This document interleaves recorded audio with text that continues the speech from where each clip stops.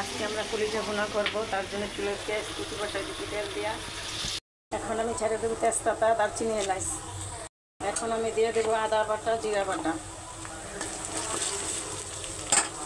দেবো হলুদের গুঁড়া, মরিচের গুঁড়া। এখন আমি একটু পানি দিয়ে দেবো। এখন দিয়ে দেবো একটু লবণ। এখন দিয়ে দেবো একটু পানি।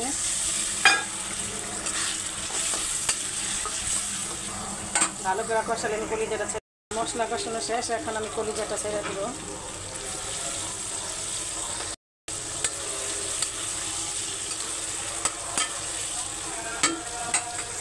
সব কলিজাটা দিয়ে দিচ্ছি। এখন একটু কষাবো, কষাই আমি পানি দিয়ে দেবো। ভালো করে কষানো হলে আমি পরে পানি দিয়ে দেবো। আমি এখন অল্প কটা আলু দিয়ে দিব আমার জন্য, আমি আবার আলু পছন্দ করি, তার জন্য। এখন ভালো করে কষাবো, কষাই আমি পরে পানি দিয়ে দেবো।